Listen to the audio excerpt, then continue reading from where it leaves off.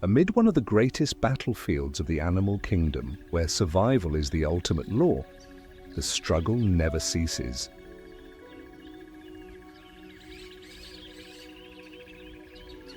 As the sun blazes across the sky, scorching every inch of the land, each creature must fight against thirst, hunger, and the predators lurking in the sunlit shadows. But when night falls, darkness takes control, concealing the silent footsteps of nocturnal assassins.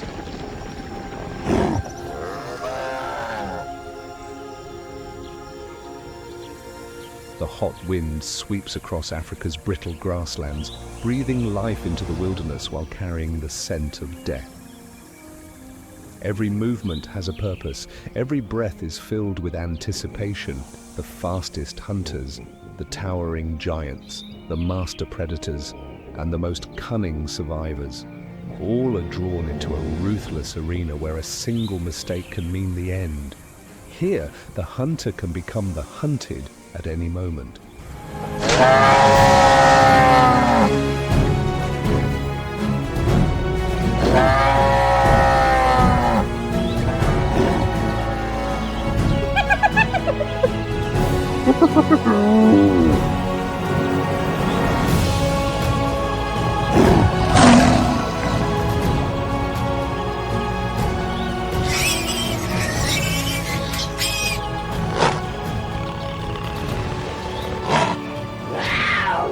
Welcome to the tales of the most brutal predators of the African savanna.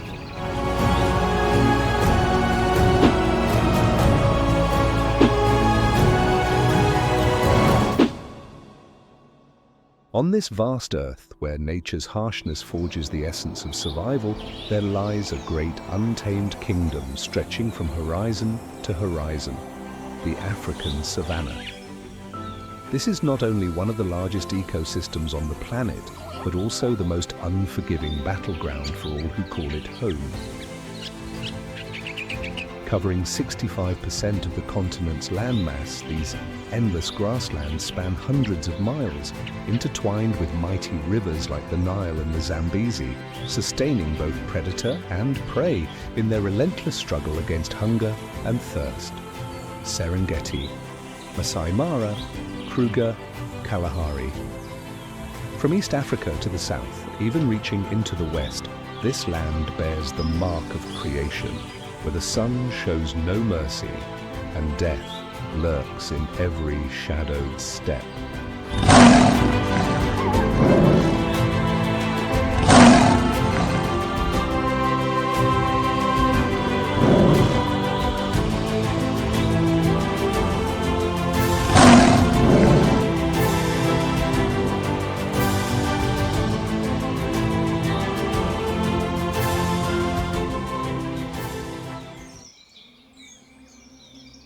When the brilliant sun illuminates the vast grasslands, every creature must awaken. Light is not just the giver of life, it is a cold, unforgiving judge, exposing even the slightest movement of predator and prey alike. Here, there is no darkness to hide in, no mercy for the weak. Amid the relentless heat, God's most elite predator emerges from the morning mist, the cheetah, Acinonyx jubatus, the embodiment of speed, the arrow of the savanna. With a slender yet powerful frame, it surges forward like a thunderstorm, cutting across the scorched grasslands as if God himself had breathed the spirit of the wind into its legs. The cheetah is not the strongest, it is not the fiercest, but it is the fastest creature nature has ever bestowed upon this world. With lightning speed reaching up to 70 miles per hour, it does not need to fight. It hunts with pure velocity, overtaking its prey before they even realize their fate.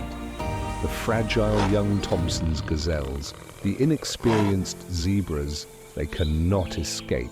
For death itself has taken the form of the cheetah's legs. With eyes as sharp as a blade slicing through the mist, the cheetah is not just a fast runner, It is a master of patience and calculation. Unlike other predators that rely on brute strength or numbers, it is a solitary hunter, a ghost, gliding across the savanna, as light as the wind yet carrying the weight of death. Before committing to the hunt, the cheetah does not rush. It meticulously selects its prey, targeting only the weak or the unwary. From afar, it blends into the withered golden grass, lowering its body, every muscle taut like a bowstring waiting to be released. It waits, an unwavering patience without a single wasted motion.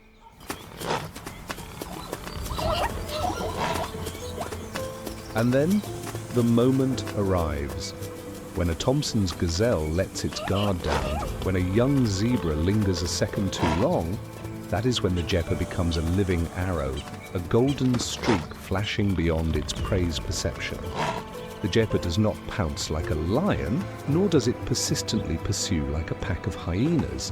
It wields its speed like a blade, severing all hope of escape.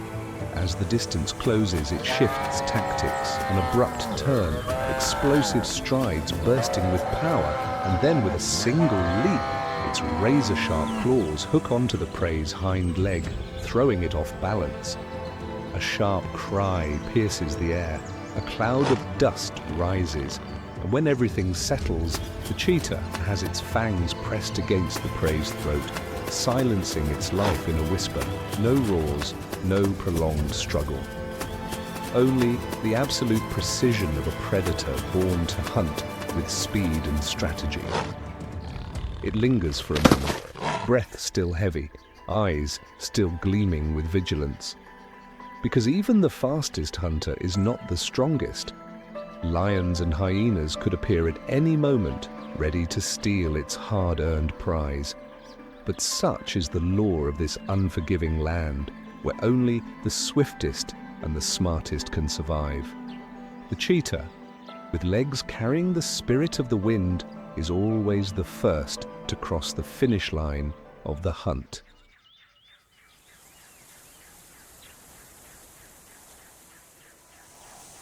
Across the vast grasslands of the African savanna, where the chase never ceases, a master predator rises, the African wild dog.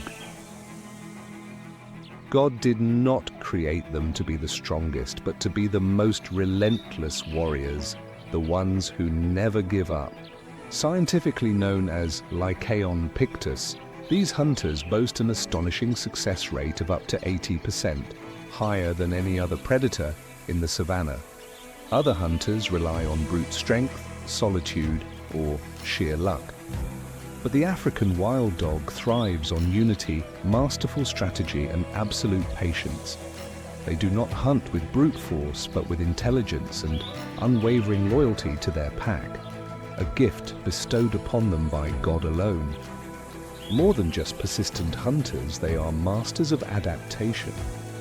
Their presence is not confined to the open plains. They venture into territories claimed by leopards, hyenas, those who rule the night. Even more, they do not fear encroaching on landscapes reshaped by humans, farmlands, degraded ecosystems, places where nature has been disrupted. For God did not create them to succumb to hardship, but to conquer it. Lean yet powerful, their long, muscular legs are built for endurance. They do not merely run, they glide across the plains, soaring over the savanna like wild gusts of wind, unstoppable. A unique trait, a divine signature. Each paw bears only 4 toes, unlike any other canine species. A small detail, yet one that transforms them into supreme hunters, slipping effortlessly through the endless grasslands.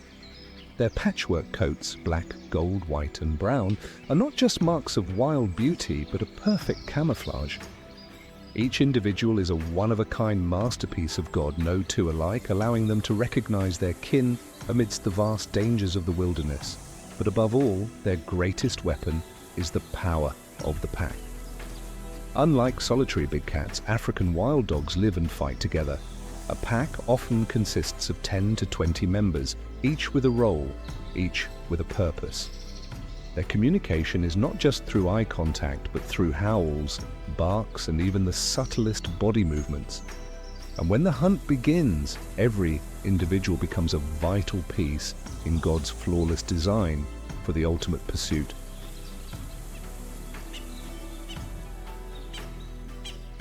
Prey. Like Thompson's gazelles and zebras, they are swift enough to catch smaller animals like hares and birds. But what makes them unstoppable on the savanna is their hunting style, collective, coordinated, and relentless. While some lead the chase, others flank from the sides, cutting off any chance of escape. They do not give their prey a moment to fight back.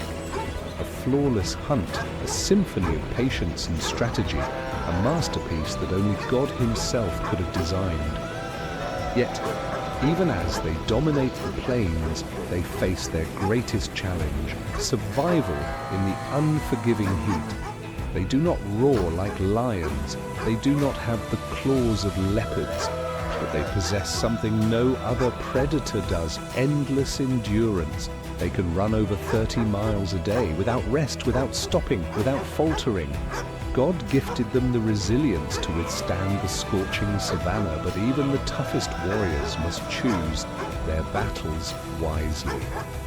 They hunt in the early morning or late afternoon, when the sun has yet to turn the land into a furnace, because here, food is never abundant, and every meal is a fight. The strongest are not those who are the most ruthless, but those who know how to endure. African wild dogs are more than skilled hunters. They are phantoms of the grasslands, winds that never stop, warriors shaped by God to prove that unity can overcome brute strength. They are not the kings of the savanna, but they are the ones who cannot be defeated on their battlefield. No prey escapes them. No distance is too great. They are God's warriors, relentless hunters, predators who never tire. And across the sun-scorched plains where life and death are separated by a single breath, the pack marches on, a living legend, undefeated.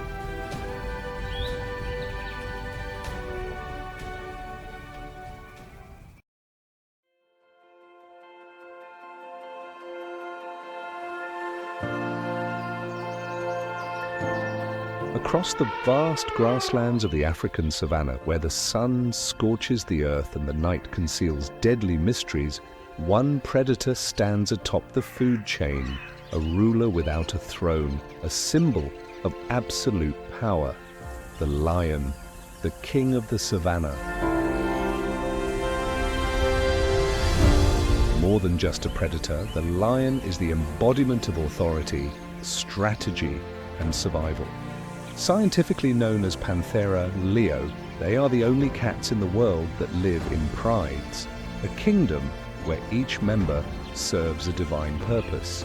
The males are warriors, defending their territory, clashing with challengers, battling hyenas and leopards.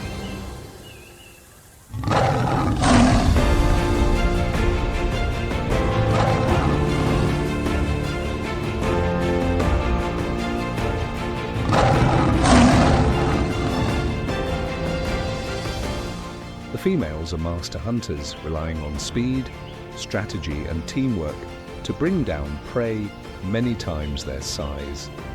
And through this unbreakable bond, they do not just survive, they reign over the endless plains.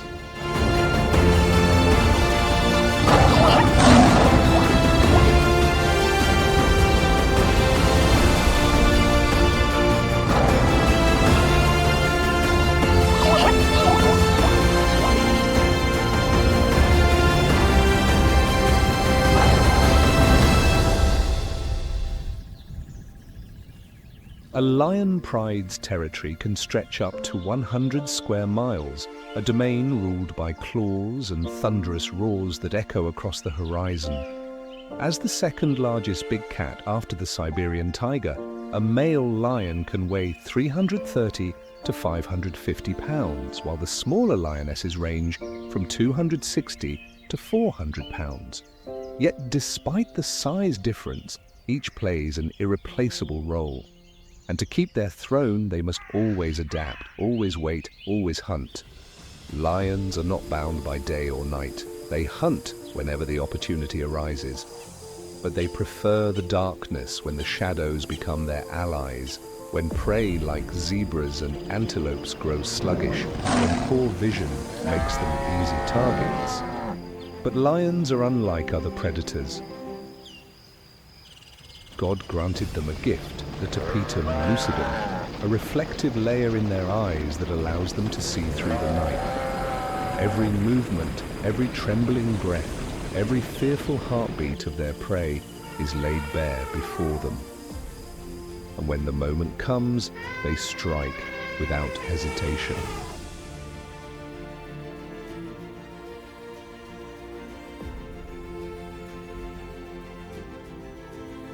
Lions are not solitary hunters, they are tactical masterminds. The lionesses surround their prey, closing off every escape route.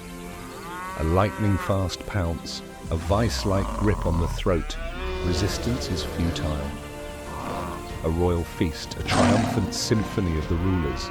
Powerful leaps, fangs up to 2.7 inches long, sharp enough to pierce the thickest hides, muscular limbs delivering the death grip. Even Cape buffaloes weighing 5 times more cannot escape their fate.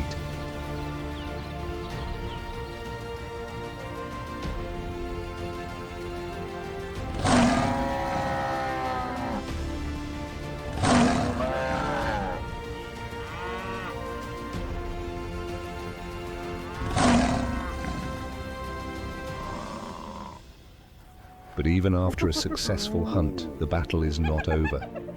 The savanna does not forgive the weak. Spotted hyenas, bold and ruthless, lurk at the edges of the kill, waiting for the lions to let their guard down before launching their assault. They do not win through strength, but through sheer numbers. A pack of hyenas can force lions to abandon their hard-earned prize. God gave lions not just strength, but patience and wisdom. When the sun blazes high and the heat scorches the savanna, they do not waste their energy recklessly. They seek shade, resting beneath acacia trees, waiting for the golden hour. During the dry months, they can spend up to 20 hours a day conserving energy, knowing that in this unforgiving land, the survivor is not the strongest, but the smartest. For thousands of years, lions have kept their throne, not just through raw power, but through unmatched strategy, discipline, and an unyielding will. Across the golden plains, beneath the setting sun, amid hunts bathed in blood and roars that shake the heavens, a legend endures. The legend of the kings of the savanna, the eternal rulers, the warriors, carrying the spirit of God.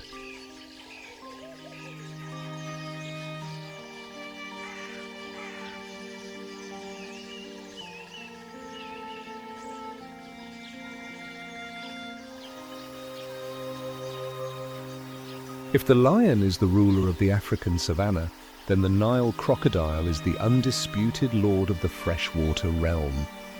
A silent yet deadly force, a phantom lurking beneath the murky waters, an apex predator unbound by day or night. The Nile crocodile, Crocodilus niloticus, is the embodiment of patience, of absolute power, of a creature that knows no failure.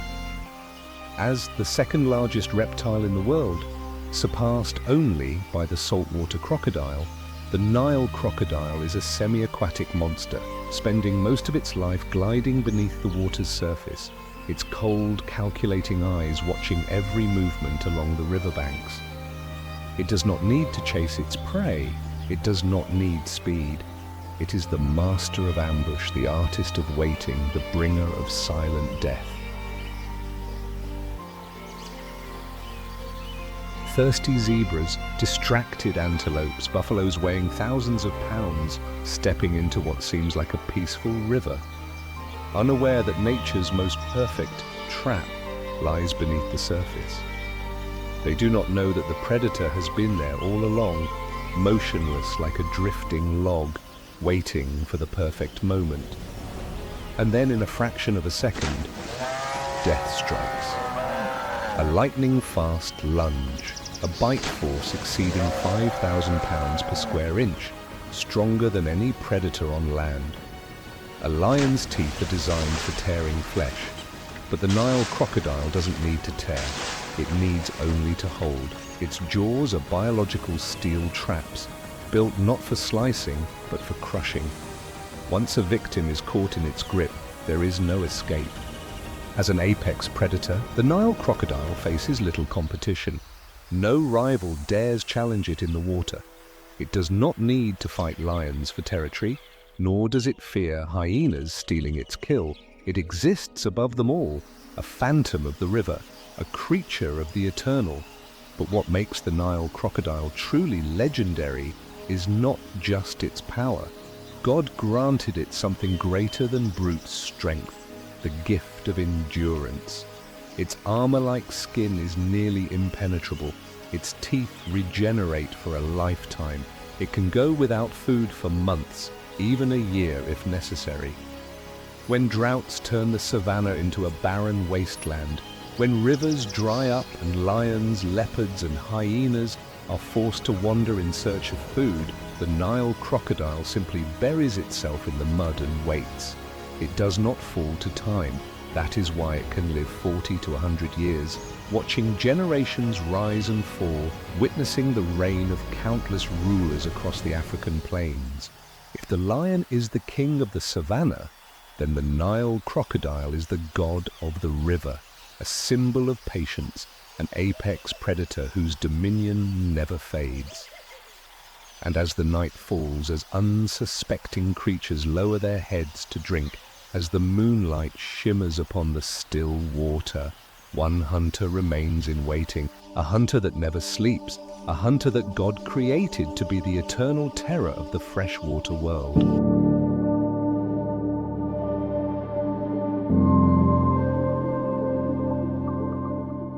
After a scorching day, filled with blood-soaked hunts, night descends, draping the African savanna in a veil of mystery.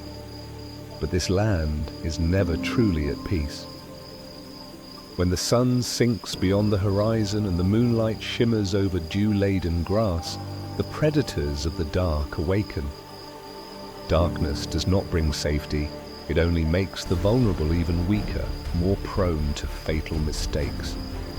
Exhausted prey, worn down by the relentless heat, now move sluggishly, their senses dulled.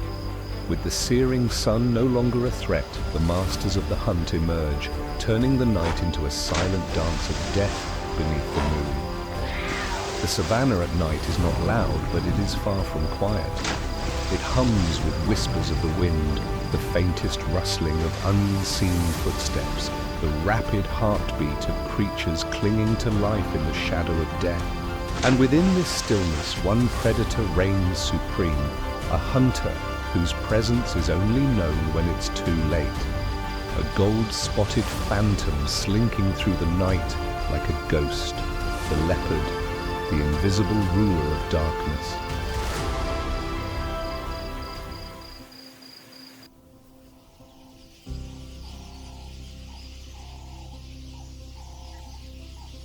The leopard, Panthera pardus, the most elusive of the big cats, is a mid-sized predator with strength far beyond what its frame suggests.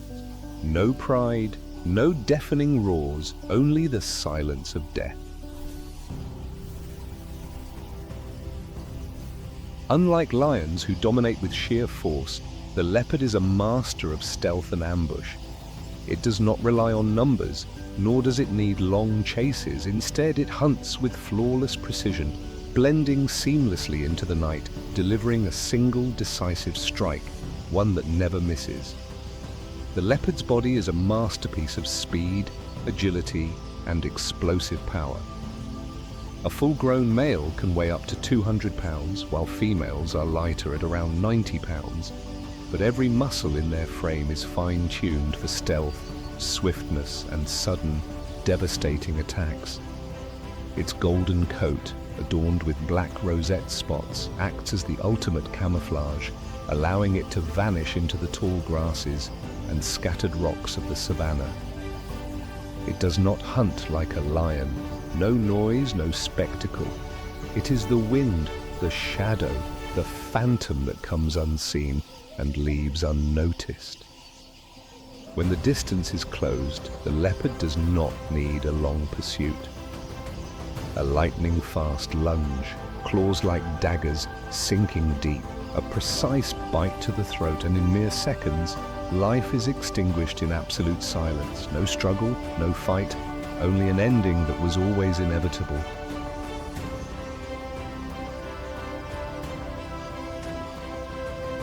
But speed and agility are not the leopard's deadliest weapons. It possesses something no other big cat does, a kingdom above the ground. A leopard's ability to climb is not just a hunting tool, it is the key to its survival in a world ruled by stronger rivals. In a land where lions steal through brute force and hyenas overwhelm in numbers, the leopard has perfected the art of evasion. It does not fight, it rises above them all. After a successful hunt, while other predators must defend their meal, the leopard simply drags its prey skyward, to the sturdy branches of ancient trees where no other carnivore can reach. A full-grown leopard can haul a dead animal twice its weight up to 20 feet into the treetops, a feat no other predator can achieve. Up there, it dines in peace, while the scavengers below can do nothing but stare in frustration. In the scorching heat of the savanna, the leopard hides beneath the shade of a tree, silently observing the world as it moves around it. It can hunt during the night, but when the golden sun stretches across the grasslands, that is when it truly dominates the game. With cunning, with stillness, with footsteps as light as breath, the leopard does not need to fight, does not need to boast. It requires only an opportunity, a moment, a single, precise step.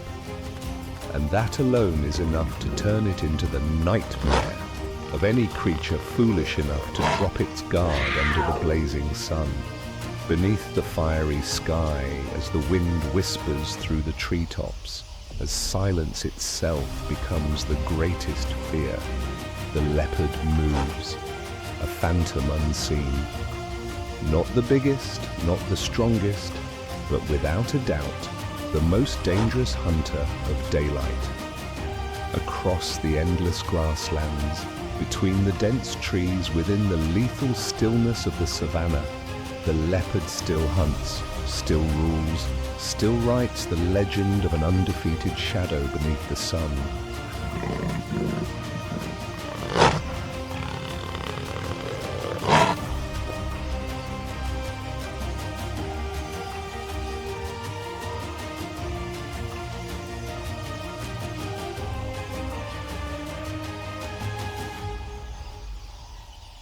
Under the dim glow of twilight, as the sun slowly retreats beyond the horizon, an eerie laughter echoes across the African savanna, haunting, wild, and chilling. A sound that sends fear rippling through every corner of the wilderness. It is the signal that the savanna's most cunning predators have begun their game. The spotted hyena, Crocuta crocuta, is far more than the scavenger many believe it to be. It is a masterful hunter, a warrior of the twilight, an opportunist that thrives on the edge of survival and domination. The green bush viper carries within it the patience of the earth, the cruelty of the desert. It does not hunt with speed. It does not chase its prey. It waits. Hidden among tall grass, it becomes one with nature, its cold, unblinking eyes locked onto the footsteps of creatures unaware they are walking straight into the jaws of death. One misstep, one careless movement, one slight brush against what appears to be nothing more than a harmless leaf, and in a quarter of a second, the viper strikes. A flash, a bite. A single drop of venom flows like a curse, spreading through the body, destroying cells, paralyzing its prey in agony beyond salvation. This is not a battle. This is an execution. But there is one snake that does not wait like the viper. It does not warn like the cobra. The black mamba, the god of speed among serpents. While other snakes hide and wait, the black mamba hunts. It does not slither. It glides over the earth like a shadow, faster than any creature can react. At speeds of up to 12 miles per hour, it does not give its prey even the illusion of escape. And when it attacks, it is not a single strike. It is a storm of death.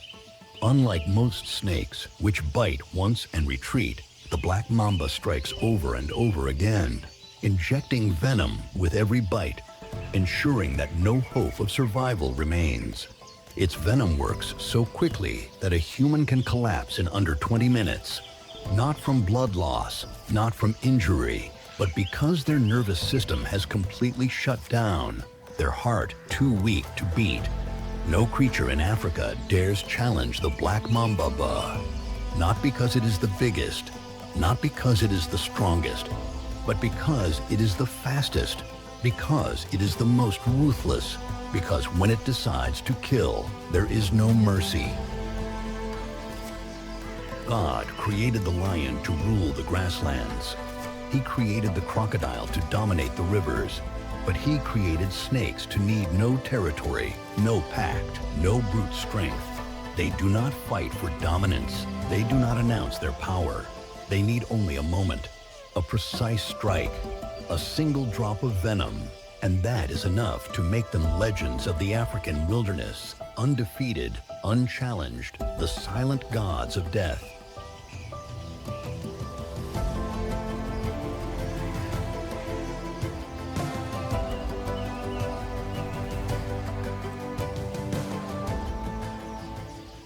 Under the dim glow of twilight, as the sun sinks beyond the horizon, an eerie laughter echoes across the African savanna, haunting, untamed, and chilling.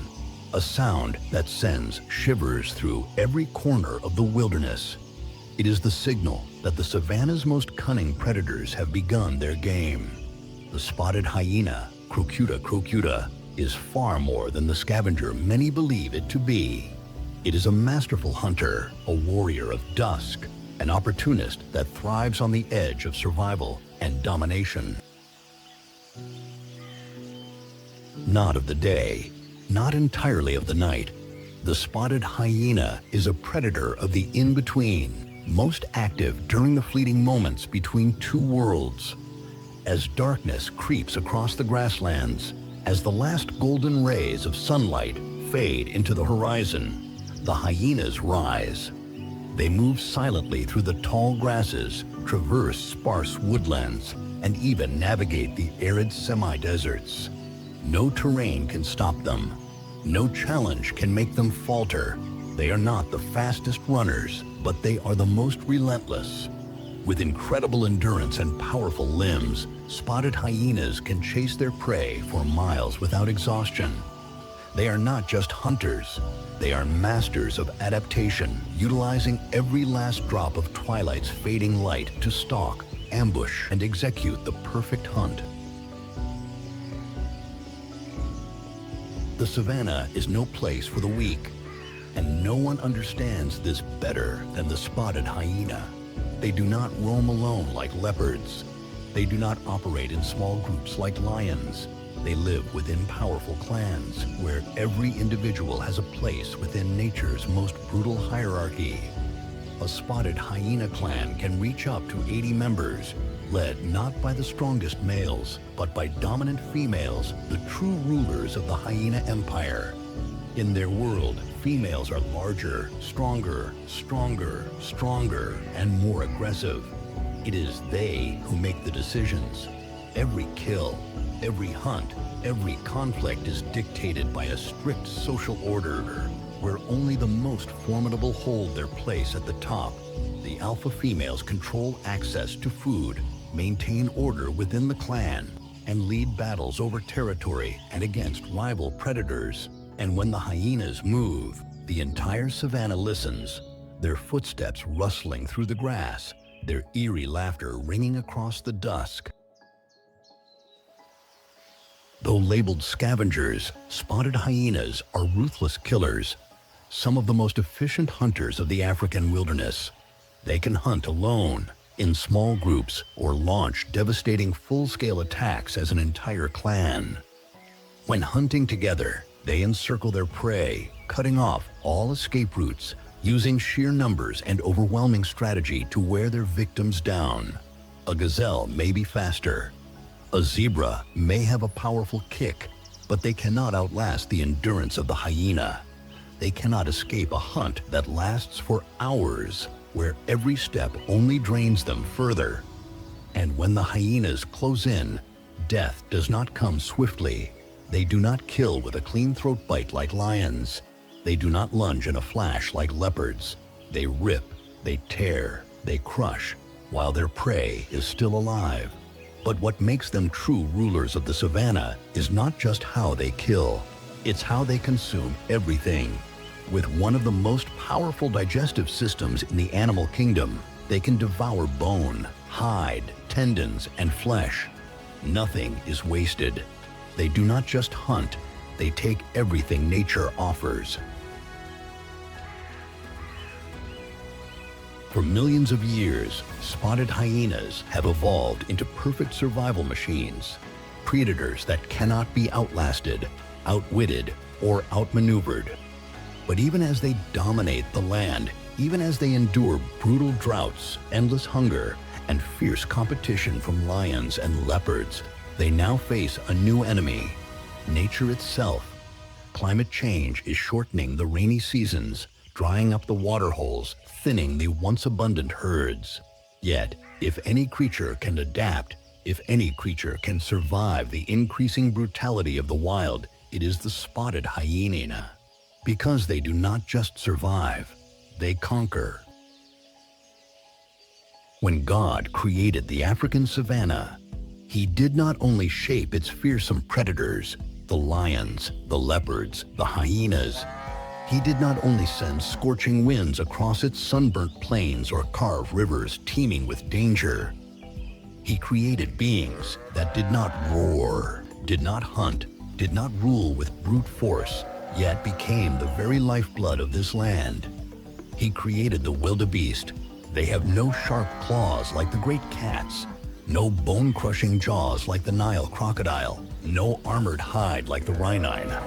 Wildebeest are not warriors of battle, but warriors of survival. God did not create them to win through power or dominance. He created them to win through endurance, through adaptation, through an irreplaceable purpose that no other creature could fulfill. And so other creature could fulfill. And so, from the very first moment they take their first breath, they never stop moving.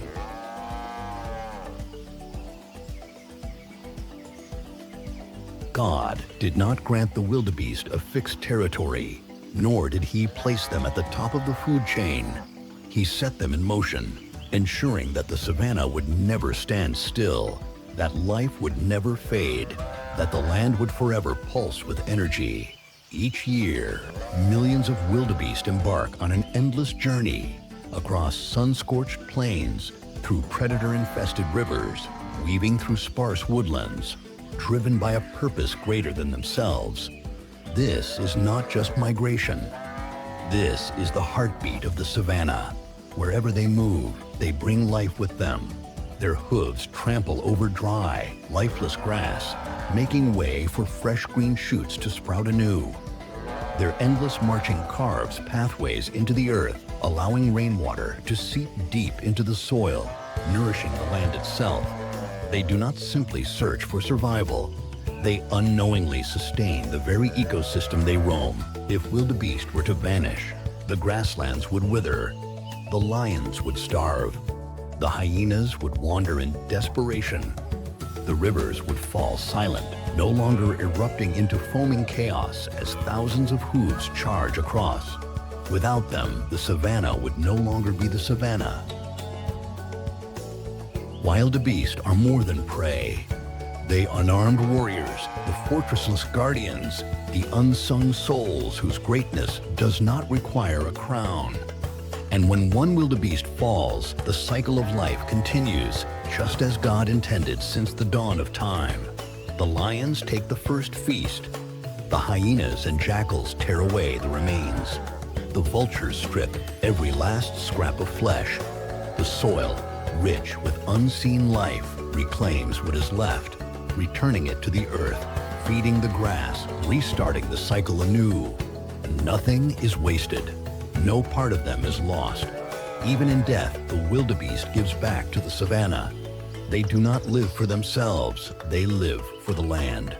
Without claws, without fangs, wildebeest are not defenseless. Every year, they undertake a grueling 600-kilometer journey, crossing landscapes so treacherous that even the mightiest predators hesitate. They face the Mara River, where Nile crocodiles lie in wait beneath the murky waters, ready to seize any that falter. They tread through the territory of lions, where golden eyes glimmer in the grass, watching, waiting for the perfect moment to strike. They press forward under the merciless sun, where exhaustion claims the weak, where only the strongest will push onward. But they do not stop. They do not waver. For within them, God placed something no predator could take away, an unbreakable will to move forward. Without the wildebeest, lions would have no prey. Hyenas would have no food. The grasslands would fade to dust. The forests would fall silent, empty of the rhythmic beat of hooves echoing at dusk. They do not fight for dominance. They do not hunt for power. They do not roar for glory. But God granted them a purpose greater than any other creature. Their role is to sustain the very life of the land itself. And so, as the sun sets over the savanna, as endless herds of wildebeest move forward beneath the golden sky, they are not merely migrating. They are the pulse of an entire ecosystem, the breath of nature itself, the eternal force that keeps the savanna alive. They are not just prey. They are the lifeblood of the grasslands, the voice of nature, the warriors who never stop moving forward. And as long as the herds continue their journey, the savanna will breathe, nature will thrive, and God's blessing will remain upon this land.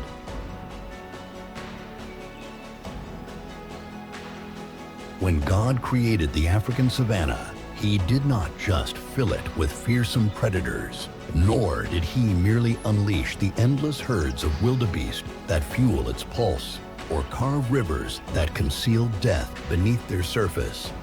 He created something else, a creature forged with the strength of the earth, the patience of stone, and the spirit of ancient warriors. He created the rhino, the living titan of the grasslands. Rhinos are not hunters. Rhinos do not need speed.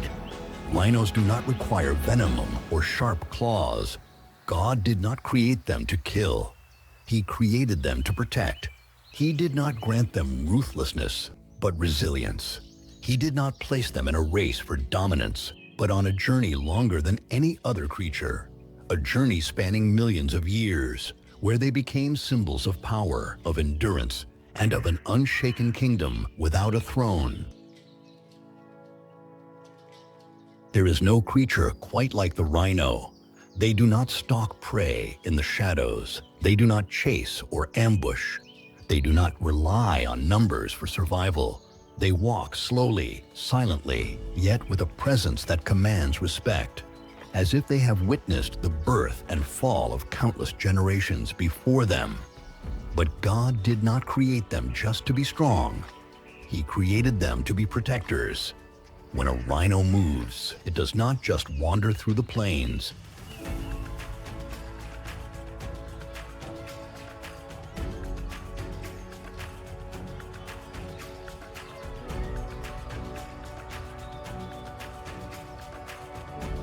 It shapes the very land beneath its feet. They break through dense brush, clearing paths for smaller animals. They carve trails that lead to water, ensuring no creature goes thirsty. They graze the land, preventing overgrowth and keeping the ecosystem in perfect balance. They are not just a part of nature. They are the silent keepers of its harmony. Every step they take does not just mark their existence, it upholds the eternal cycle of the wild. Elephants do not hunt. They do not stalk in the shadows. They do not need claws or speed to survive. They do not fight over territory. They do not need to prove their strength. Because no creature dares challenge their presence, every step of an elephant is not a mark of destruction, but of life itself. They cross the savanna, stirring up dust and shaking the earth, not to devastate, but to renew.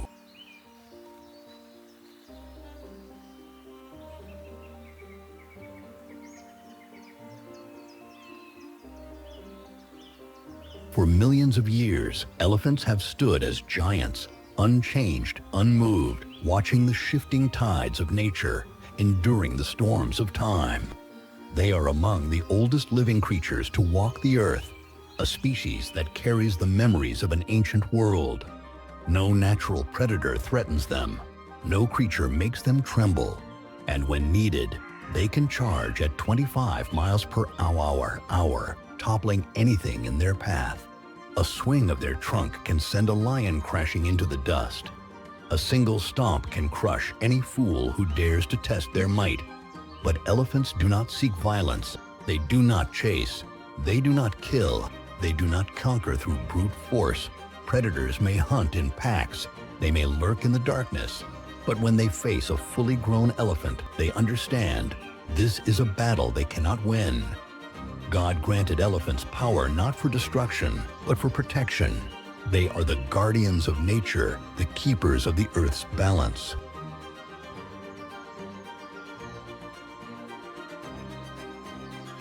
Strength alone does not define them. They carry a mind beyond any other creature, an intelligence that outlasts generations. They remember every path to water, every land that once sustained their ancestors. When an elder falls, the herd gathers, touching its body, mourning in silence, then remembering that place forever. If one of their own is taken by death, if blood stains the ground, they return. They stop.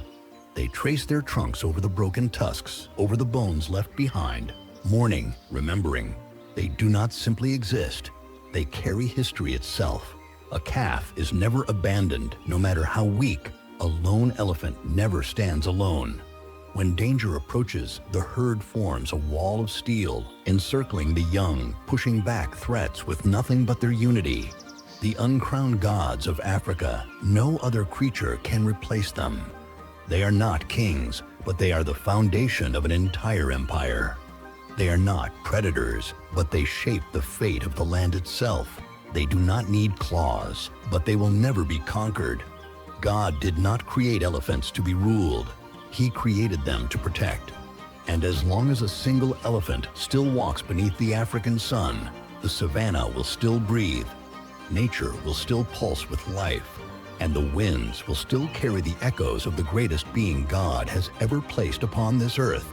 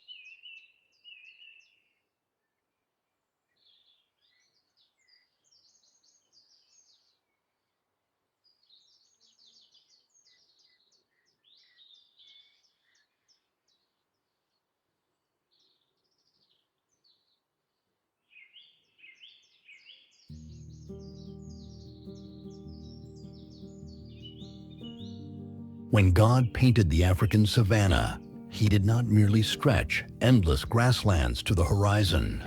He did not only breathe into it winds carrying the essence of nature. Nor did he only pour upon it the golden light of the sun and the life-giving rains.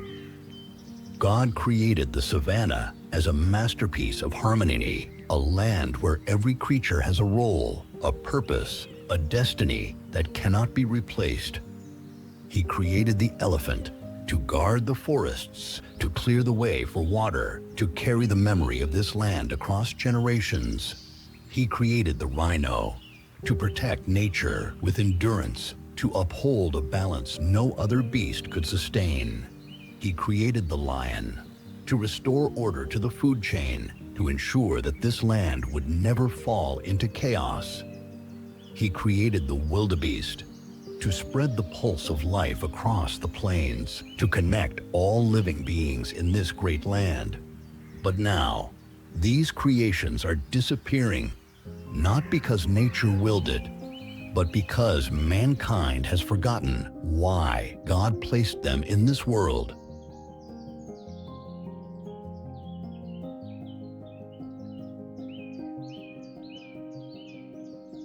God gave humanity strength to protect, not to rule. God granted humans power, not for dominion, but for stewardship. He gave us wisdom, not for destruction, but for preservation. He placed us within nature, not to exploit it, but to learn to live in harmony with it. Our responsibility is not to decide which creatures deserve to live or die. It is to ensure that they continue to exist, just as God intended from the dawn of time. If the savanna still stands, we must defend it. If elephants still walk, we must safeguard their home. If lions still roar in the night, we must secure their lands. If even one rhino, one wildebeest, one leopard remains, then hope is not lost. We still have time to right our wrongs.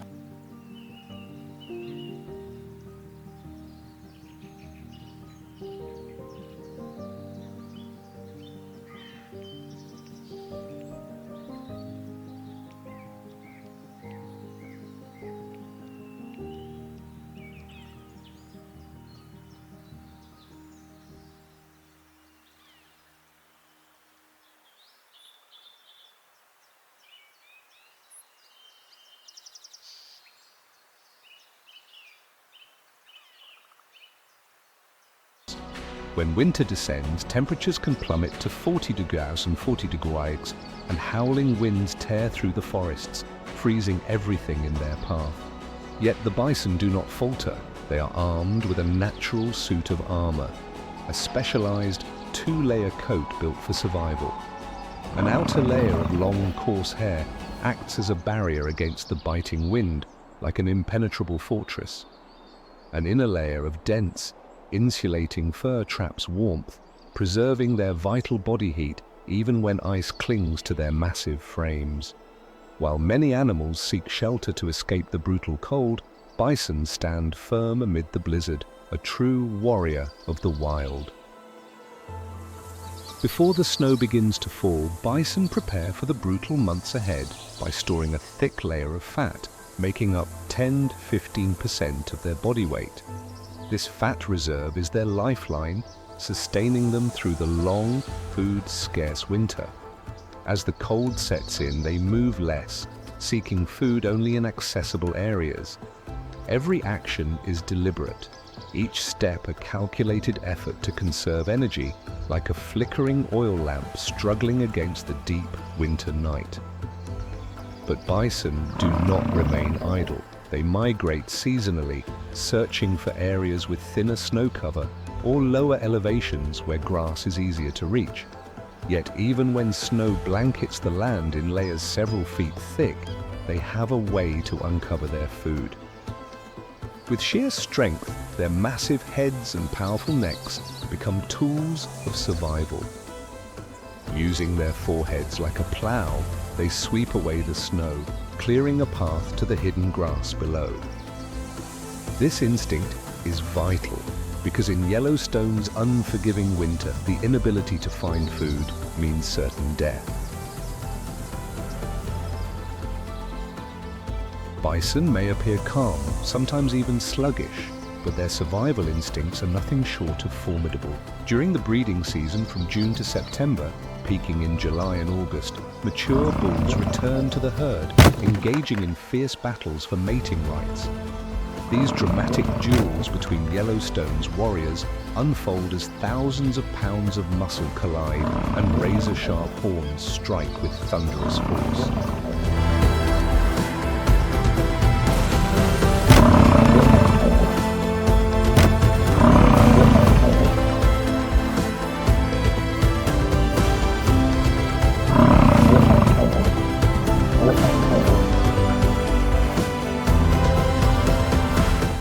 The greatest challenge isn't their own kind, it's the predators. Despite their massive size, bison must contend with Yellowstone's most formidable hunters, gray wolves and North American grizzly bears. As winter tightens its grip and food grows scarce, these predators become bolder, hungrier, and more ruthless than ever. In 2023, researchers from the Yellowstone Wildlife Research Institute recorded a sharp increase in encounters between wolves and bison. But what's truly remarkable is that bison are never easy prey. When cornered, they can sprint at speeds of up to 35 miles per hour, 56 kilometers, an astonishing feat for an animal weighing over a ton. And when forced to fight, they unleash their razor-sharp horns and devastating headbutts, using their massive weight to crush any threat in their path. A lone wolf, no chance. A pack of wolves, not guaranteed. Mother bison in particular will fight to the bitter end to protect their calves. A single kick from their powerful hind legs can send a grown wolf flying. In some cases, entire wolf packs have been forced to retreat, unable to overcome the sheer resilience and determination of a united bison herd.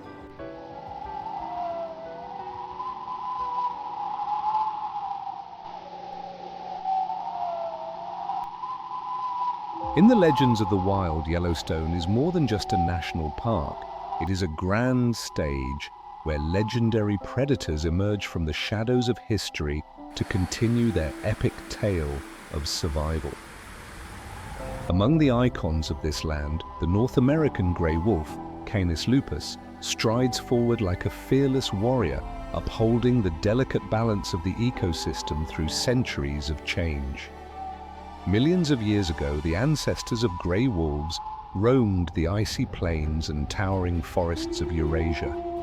As the Ice Age cast its shadow over the earth, a pioneering group of wolves dared to cross the Bering Land Bridge, the gateway connecting Asia and North America. From there, they embarked on an extraordinary journey across the continent, where mammoths, saber-toothed cats, and other prehistoric giants once ruled. But time is relentless. As the titans of the Ice Age faded into extinction, the grey wolf did not fall. They adapted, refining their hunting strategies, shifting their focus from mammoths to moose, bison, and wild deer. Wolves are not just predators, they are masters of survival, warriors who refuse to bow to the trials of time. Before European settlers arrived in North America, grey wolves were the true monarchs of the land. From the frozen Arctic to the deserts of Mexico, from the Atlantic to the Pacific, their haunting howls echoed across mountains, prairies, and forests. But then a new force emerged: humankind.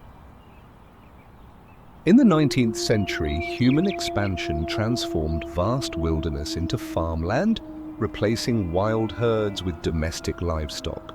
Wolves, once the rulers of the land, were suddenly branded as enemies to be eradicated. Ruthless campaigns of hunting, poisoning, and shooting followed. By 1920, the last howl of the grey wolf had fallen silent in Yellowstone, leaving behind a broken and unbalanced ecosystem. But nature does not forget. In 1995 to 1996, humanity sought to make amends through one of the boldest conservation efforts in history, reintroducing grey wolves to Yellowstone. 31 wolves from Canada were released into the land that was once theirs. And like a song left unfinished, Their howls once again resonated through the forests, awakening Yellowstone from a 70-year slumber. The wolves' return was more than just a repopulation, it was an ecological miracle. They restored forests, balanced elk populations, revitalized bird life, beaver colonies, and even reshaped the very flow of rivers and streams. Today, approximately 94 wolves, divided into 8 major packs, rule Yellowstone, while the broader ecosystem supports a population fluctuating between 528 and 883 individuals. These proud predators are not only remarkable for their survival skills, but also for their sheer physical presence. Height, 26 to 32 inches at the shoulder. Weight, 100 pounds, 130 pounds, males. 110 pounds, females. Thick double-layered fur allows them to endure brutal temperatures as low as 40 degrees. A striking 45–50% of Yellowstone's wolves sport black coats, a rare genetic inheritance from ancient interbreeding with domestic dogs. Black fur is not just a symbol of mystery, it also offers a survival advantage. Studies suggest that the black coat gene may provide resistance to certain diseases, particularly canine distemper virus, one of the deadliest biological threats to wolves.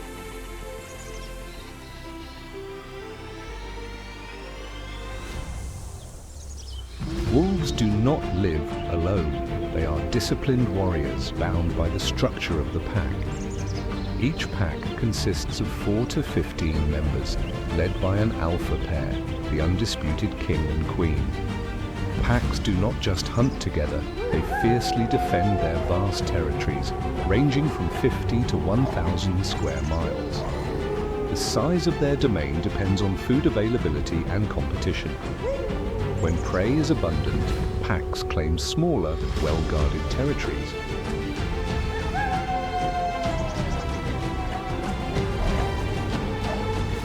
In leaner times, they expand their range, engaging in brutal battles with rival packs to survive. Yellowstone is not just a place, it is a living story, a grand stage, where the grey wolf continues to write the epic saga of the wild. From the icy tundras of the past to battles against humanity and their miraculous resurgence, these wolves have proven that they are more than just predators. They are the very soul of Yellowstone, and their howls, echoing through the mighty mountains, will never fade into silence.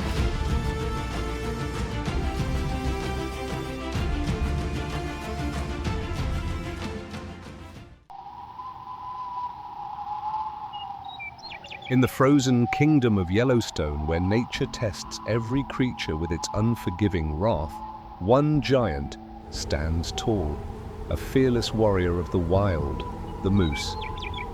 Amid the snow-covered forests, its deep, resonant grunts echo like a proclamation of strength and pride. Scientifically known as Alcis alcis, the moose is not only the tallest and largest member of the deer family, but also one of the greatest surviving relics of the Ice Age. A living testament to endurance, it plays a silent yet vital role in maintaining the delicate balance of Yellowstone's ecosystem. Its sheer size alone makes the moose a towering monument of nature. Height, 6 to 7 feet at the shoulder. Weight, 900 to 1,600 pounds, males, 800, 1,300 pounds, females. But what truly elevates the moose to legendary status is its colossal antlers, a crown of dominance stretching up to 6 feet across, a symbol of unparalleled power. When the mating season arrives, the forests become a natural battlefield, where the thunderous clash of antlers rings out like war drums announcing battle. Winter in Yellowstone spares no one, as piercing winds howl through the valleys and the land is entombed in ice. The moose endures, standing firm against nature's cruelty with its thick, armor-like coat. Outer layer, coarse, dense fur acting as a shield against the cutting wind. Inner layer, soft, insulating wool that traps body heat, keeping it warm even at 40 degrees. But even with this natural protection, winter remains a battle for survival.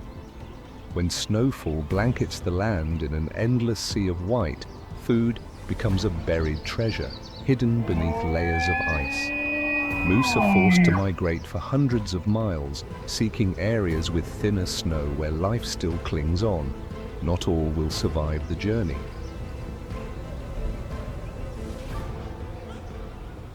Despite their immense strength and size, moose are not alone on the battlefield of the wild. They are prime targets for the North American grey wolf, a predator known for its intelligence, patience, and pack strategy.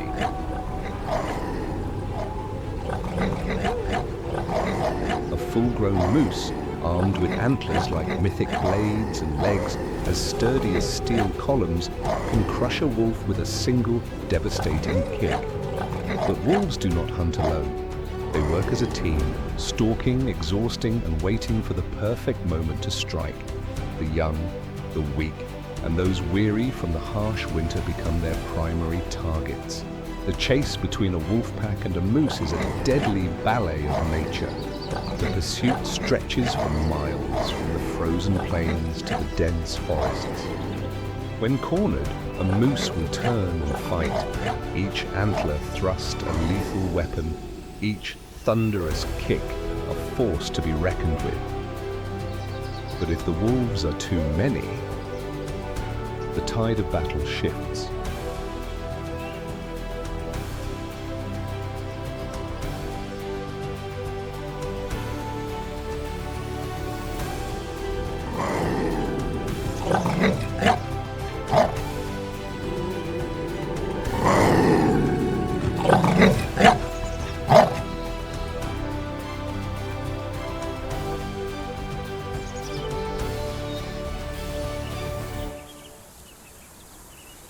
Through the trials of nature, through the relentless cycle of life and death, the moose continues to stride forward, an indomitable warrior. It is not just a creature of Yellowstone, it is its very essence, its pulse, its lifeblood.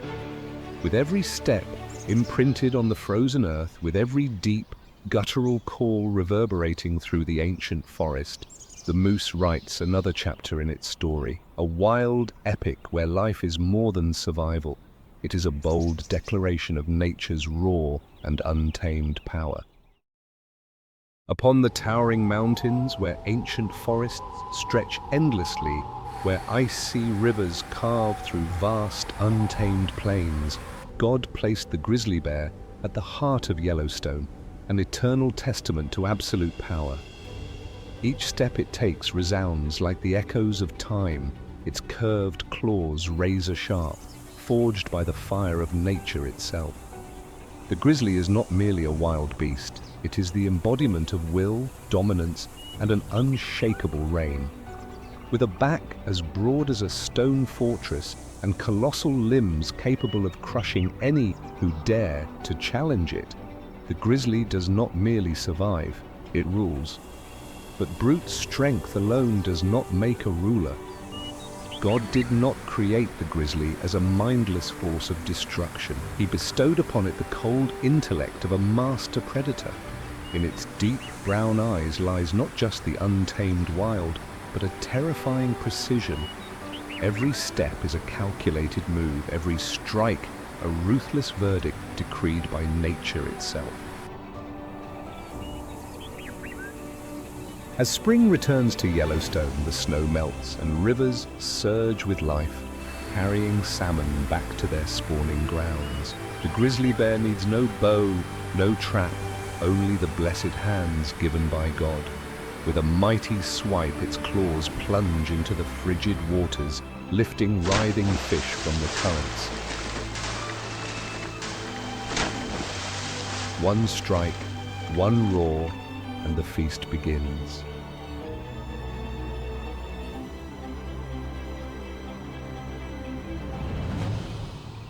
When summer arrives, the meadows flourish, and moose and deer graze in peace.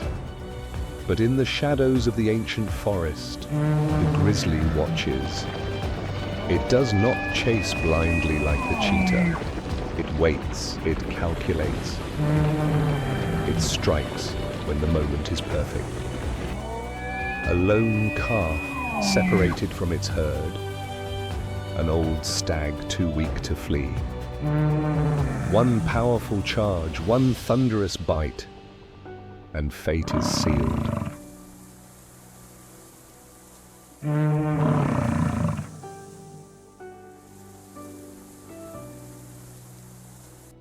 But God did not create the grizzly merely to hunt. He made it a conqueror. When the grey wolves, the most strategic predators of the wild, bring down their prey after a long and calculated hunt, they believe they have earned their reward. But the darkness in the forest stirs. A colossal figure emerges under the fading sunlight. The grizzly does not need to ambush. It does not need to hide. It only needs to step forward. A single earth-shattering roar cleaves through the air. The piercing eyes of the wolves flicker with hesitation. Faced with a living tempest of raw power, they must make a choice.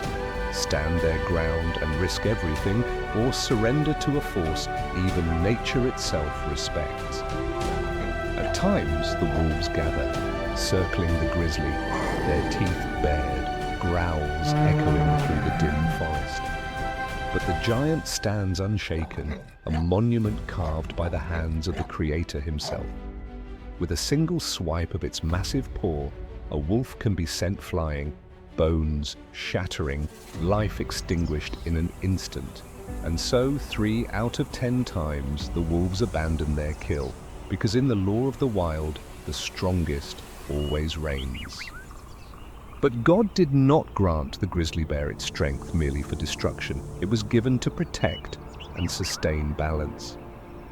When the grizzly digs for roots and tubers in the fall, the remnants of its meals enrich the forest floor, nourishing the land. As it roams along rivers, its thick fur carries seeds from place to place, sowing life with every step. And when winter blankets Yellowstone in an endless sea of white, the grizzly retreats into the depths of its den, surrendering to a silent slumber. No hunting, no conflict, no struggle, only sleep like a god watching over the world, allowing nature to move as it was destined to by the hands of the Creator. Not the fastest, not the strongest, but the most majestic. No weapons, no allies, only itself. A living wonder placed upon Yellowstone by the divine. A reminder that true power in nature is not just in claws and fangs, but in the balance that every creature was given. And so in the heart of this vast and untamed wilderness, beneath the towering forests and snow-capped peaks, the grizzly still roams, still roars, still reigns, an eternal creation of God.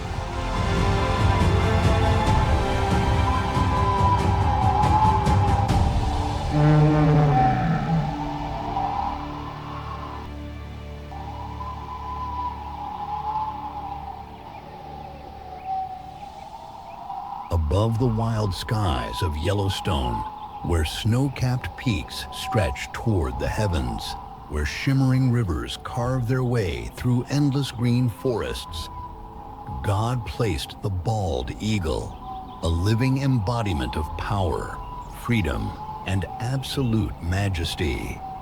With colossal wings spread like sails catching the winds of the divine, with piercing eyes that see through the water's surface from miles away, and with talons as sharp as the blades of fate, the bald eagle is more than a bird.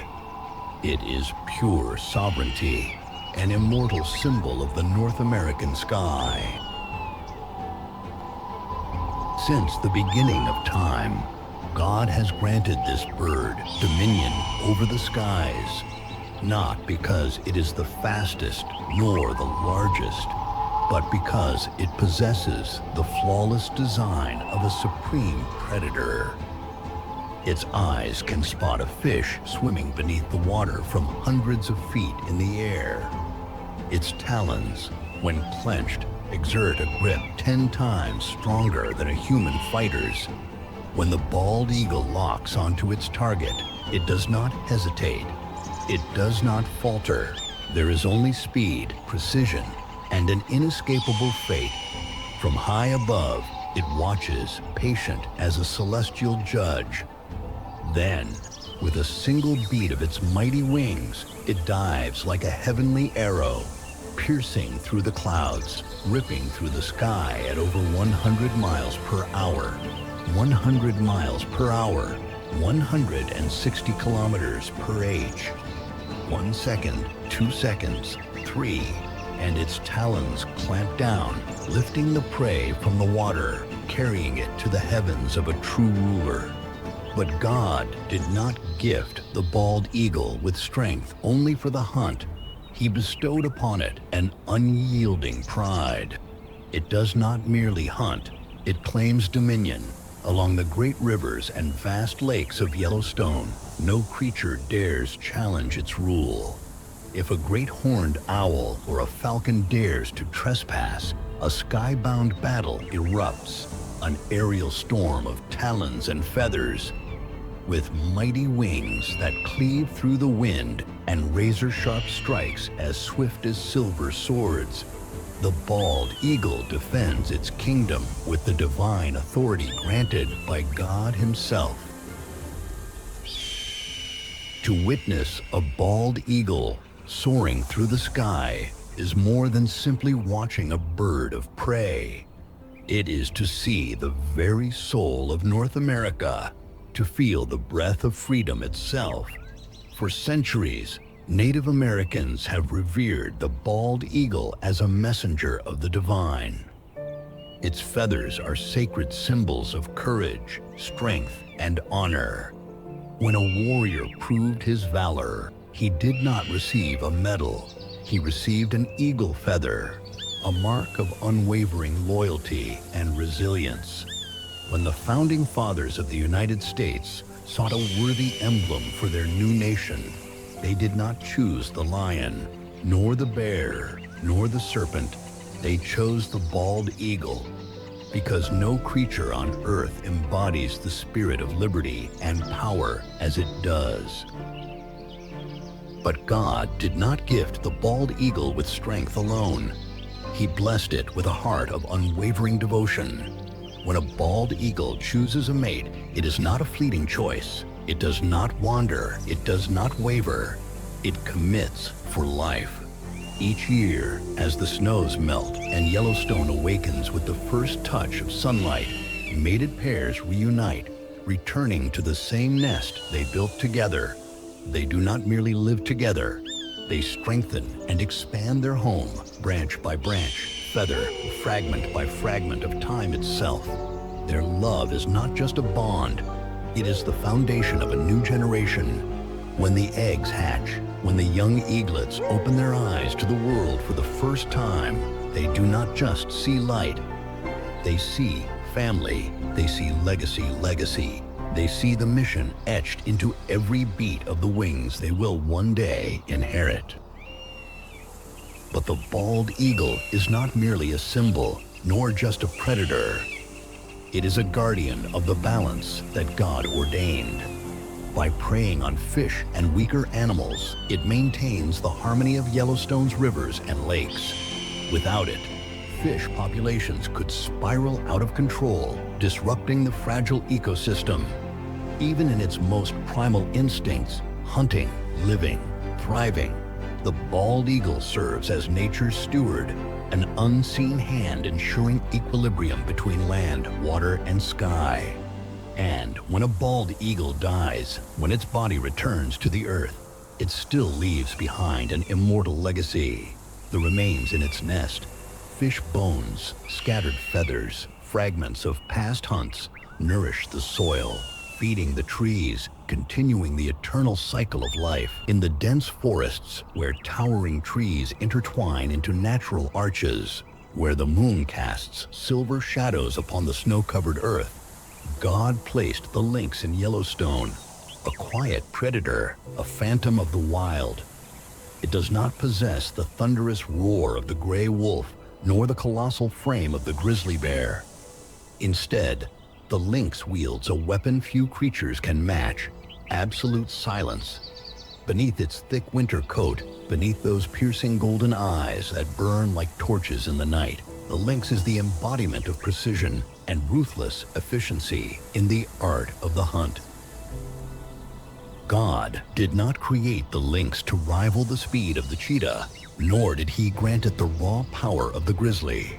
Instead, he gifted it something else: the patience of a hunter in the shadows, the silence of the midnight wind, the precision of a blade that ends all struggles. No haste, no display of power. The lynx waits. Its tufted ears twitch at the faintest whisper of the wind, every strand of fur sensing the world around it. A snowshoe hare strays too far into the tall grass.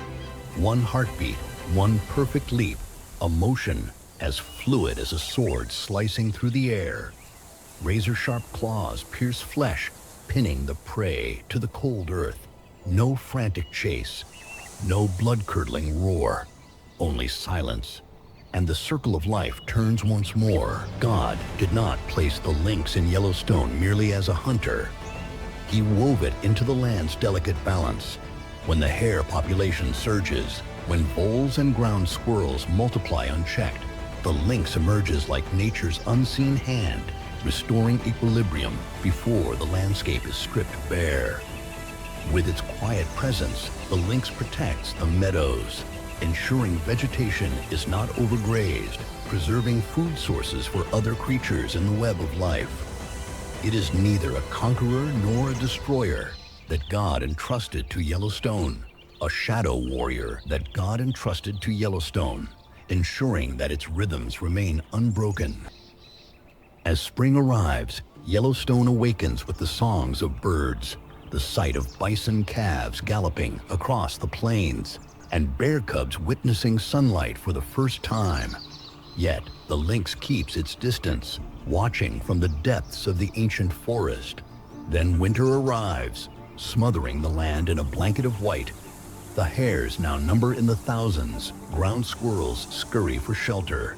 The lynx moves through the frozen wilderness, its thick fur fluffed like a royal cloak, its massive paws gliding effortlessly across deep snow where others would sink.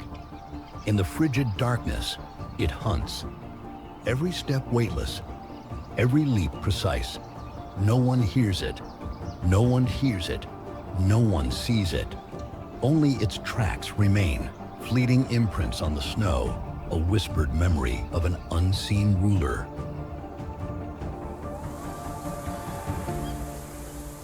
And so, through the long centuries of Yellowstone, the lynx endures, silent, unseen, yet ever faithful to its purpose. Not for glory, not for power, but for the eternal balance of creation. God did not place the lynx in this world to be praised, but to become a part of nature's great symphony. Not the strongest, not the fastest, but the perfect phantom, a hunter even nature itself reveres in quiet respect. And so, though no one hears its roar, though no one witnesses its battles, the lynx remains a silent specter of Yellowstone, a warrior placed upon this earth by God to guard the beating heart of the deep forest. Among the towering peaks, where the wind howls through sheer rock faces, where the golden light of the sun bathes the rugged slopes, God placed the bighorn sheep in Yellowstone, a conqueror of nature, a living monument to strength, endurance, and an unbreakable will.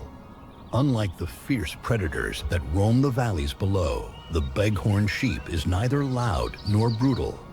Yet, it stands as a master of adaptation, a creature sculpted for survival in places where even raging blizzards cannot claim dominion. With its majestic, curling horns, a crown of a true warrior, and its sure-footed hooves gripping the narrowest of ledges, the bighorn sheep does not merely endure. It rules a kingdom few dare to enter. God did not create the bighorn sheep to roam the grassy plains, nor did he place it within the dense forests. Instead, he set it upon the perilous cliffs, where a single misstep means certain death. But rather than succumbing to fear, the bighorn sheep thrives, mastering each jagged rock, each sheer precipice, each blade-thin ridge that others would never dare to tread. Its steps are as light as the wind, yet as firm as stone. Its hooves a divine gift, gripping onto surfaces so treacherous that even the most agile beasts would hesitate. When a winter storm sweeps across the mountains, when the cold tightens its grip upon Yellowstone, the bighorn sheep does not seek shelter, does not flee. It stands, as unshaken as the cliffs themselves, a testament to God's unyielding strength. Yet, even as the master of the cliffs, the bighorn sheep is not spared from the relentless trials of Yellowstone. As winter deepens and the land is swallowed by ice, food becomes scarce. It must climb higher, travel farther, searching for the last remaining patches of dry grass hidden among the frozen rocks. But nature's trials do not end there. God did not test the bighorn sheep with the elements alone. He set predators upon its path. The gray wolf, master of strategy, the grizzly, titan of the wilderness, and sometimes the mountain lion, the ghostly hunter of the cliffs. Yet, the bighorn sheep is no easy prey. When hunted, it does not flee in blind panic. It climbs higher and higher beyond the reach of those who pursue it, to ledges so steep and narrow that no predator can follow. And if cornered, it fights. With horns curled like nature's scythes, it charges, delivering bone-shattering blows capable of felling a wolf in a single strike. One clash of its mighty head can send an attacker tumbling from the heights, a brutal warning that even the hunted can become the hunter. Though it lives in the most unforgiving of landscapes, the bighorn sheep never bows to hardship. From the moment it takes its first steps as a lamb, it learns the ways of the cliffs, forging itself through trials that few could endure. It is not born to be protected. It is born to stand alone, to leave its mark upon the mountains where no other beast dares to tread. And when spring returns, when the sun once again kisses the peaks of Yellowstone, the first cries of newborn bighorn lambs echo from the cliffs. They are living proof of a species that has defied time, of a will that God Himself has instilled, a strength that can never be broken. It does not rely on speed. It does not wield sheer power. Yet it dominates landscapes where even the fiercest of creatures fear to go.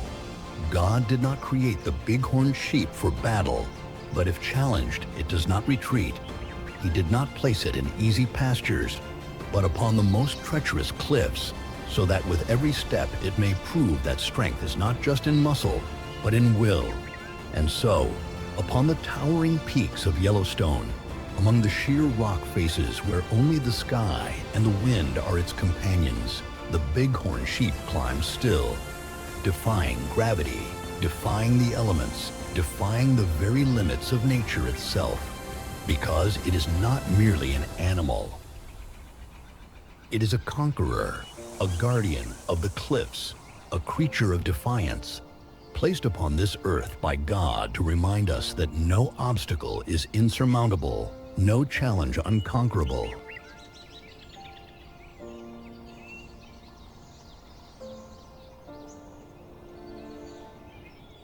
Amid the gentle currents of winding rivers, beneath the tranquil reflection of the sky, upon still lakes, God placed the North American beaver in Yellowstone, not as a predator, not as a conqueror, but as a master architect, a tireless craftsman shaping the wonders of the wild.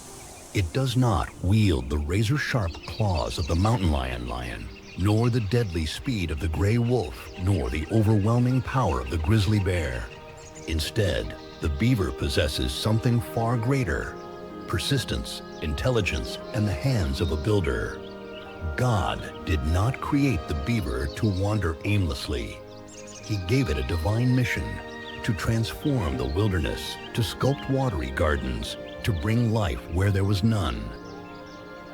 As the golden hues of sunset dance upon the surface of Yellowstone's lakes, the beaver is more than just an animal. It is a craftsman, a planner, an architect of nature. With chisel-like incisors as sharp as a carpenter's blade, it fells mighty trees, clearing the way for the grand structures etched into its very instincts by God Himself. When rushing waters threaten to wash away the land, when floods threaten to erase entire valleys, the beaver does not run. It builds, branch by branch, log